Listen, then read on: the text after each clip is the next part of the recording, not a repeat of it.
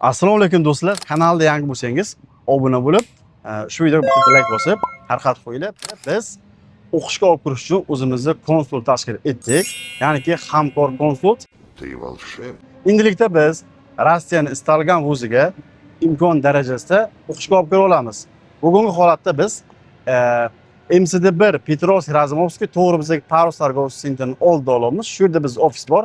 Bemalol kim kelib qanaqadir savol bo'lsa, Mirjahon o'ziga hamda Akmal aka bor, o'zlariga xohlagan savolga javobini olib ketishi mumkin va hozir sizlardan kelib qolgan savollarni birga tushuntiramiz. Qani, assalomu alaykum yana bir bor. Assalomu alaykum, qadrli tomoshabinlar. Ko'p savollar keldi, ko'p odamlar aloqaga chiqdi bizga.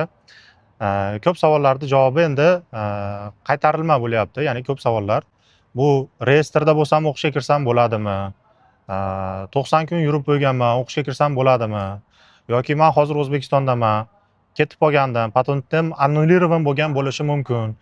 Men hozir to'g'ri Rossiyaga kirib, uchuba qilib, migratsion kartamni kirib, srazu sizlar bilan ko'rishib, shuni srazu o'qish orqali dokumentlarimni to'g'rilasam bo'ladimi degan savollar tushyapti. Eng asosiy savol, hozirda o'qishga olib kiradigan konsaltinglar juda ko'p. Bizning nima farqimiz bor ulardan? Bizning farqimiz shuki, biz orqali universitetga kirsangiz, universitetni bitirguningizgacha yoningizda bo'lamiz. Biz ham kuratoringiz bo'lamiz universitet tarafdan sizga. Bu degani, hamma spravkalaringiz, hamma fanlaringiz, kursavoy, referat, hamma ishlaringiz va diplom ishlaringiz hammasida yoningizda bo'lamiz. Bu degani, biz orqali o'qishga kirsangiz, biz orqali shu o'qishni bitirib, diplomini olasiz degani. Abdullajon, shakarsan, shakar. Bu birinchisi.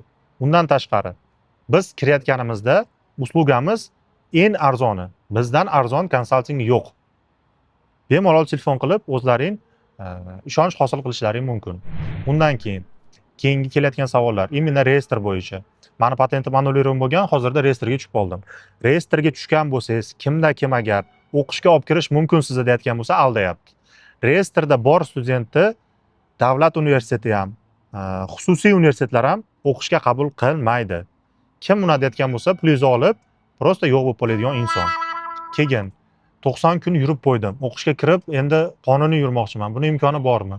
Buni imkoni bor, faqatgina bitta sharoit bo'lsa, ya'ni 90 kunni 30 kunini yurib qo'ygan bo'lsangiz, lekin 60 kuningiz zapasda bo'lsa, shunda universitetga kirib o'qib yurishingiz mumkin. Dokumentlaringizni qilib ulgurib qolasiz reyestrga tushmasdan. Agarki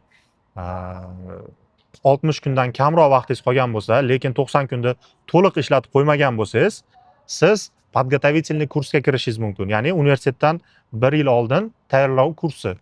Bunga ham olib kirib qo'yishimiz mumkin. Bundan ham spravka, ходатайство, studentskiy bilet hamma dokumentlarni olib beramiz. 1 yilga registratsiya qilib, cho'zib yurishlaring mumkin qonuniy. Lekin 90 kundan o'tib ketgan bo'lsalaring, akalar, bu любой vaqt siz reyestrga tushib olasiz degani. Shuning uchun biz unaqa odamlarga va'da bermaymiz, reyestrga tushmaysiz deb tavakkal yordam berishimiz mumkin. Agarki reyestrga tushmasangiz, omadingiz kelgan, reyestrga tushib qolsangiz, universitet ikkita taklif beradi sizga. Yoki chiqib ketib distansionni o'qi hozircha va keyingi yilda 1-yanvardan kirib ket deydi. Yoki отчисление bo'lishi mumkin deydi. Shunaqa sharoitlar bor. Bu eng ko'p kelayotgan savollarga javob aka. Agar yana qanaqadir qo'shimcha savollar bo'lsa, siz tarafdan aka, ularga ham javob berib o'tishga tayyormiz. Ko'pchilik so'raydiki, aka, qandoq qilib qonuniy o'qib ishlasam bo'ladi va shuni orqasidan keyinchalikda RPO venja qilsam bo'ladi deydi. Bunga nima javob bor? Qonuniy ishlash uchun faqat agar siz, misol uchun Tojikiston, O'zbekiston bezvizoviy davlatlardan bo'lsangiz, kunduzgi, ya'ni ochniy formada o'qishingiz kerak bo'ladi. Ochniy formada o'qisangiz, undan tashqari o'qishingizdan tashqari vaqtda qonuniy ishlashingiz mumkin va ish beruvchilar qonuniy sizni ishga olishga majbur. Вечерний, zaochniy, ochno-zaochniy, distansionniy formalarda qonuniy ishlashning imkoni yo'q akalar. Вечерний formada sizga ходатайство olib beriladi, qonuniy Rossiya hududida yurishga imkoningiz bor. Lekin firma qonuniy sizga ish olishda imkoni yo'q. Noqonuniy ishlab yursangiz bo'ladi. Bu lekin o'zingizni insofingizga havola. Undan keyin agar kunduzgi o'qishga kirishsa, bemalol ularda sharoit paydo bo'ladi. O'qishga kirishganidan keyin prikazini oladi o'qishidan, spravkasini oladi, studentskiy biletini oladi. Agar katta universitet bo'lsa, viziv отделiga borsa, viziv отдел o'zi yordam beradi, международный отдел. agar kichikroq universitet bo'lsa, misol uchun bizga kelishsa, biz ham yordam beramiz. RVPOga dokumentlar topshirishga yordam beramiz. Dokumentini topshirgandan keyin 38 kun ichida RVPO qo'liga oladi. Lekin bunga o'sha taxminan bir semestr vaqti ketadi studentni. Shuni ham inobatga olish kerak.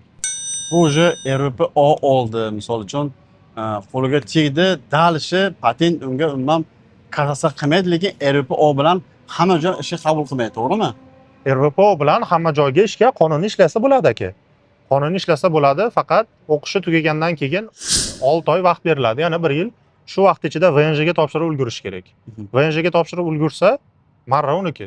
Hozir bizga shunaqa odam chiqsaki, aka men shu RVPO VNJ olaman desa, ularni biz dokumentini yig'ib hammasini qilib yordam beramiz, to'g'rimi? Albatta.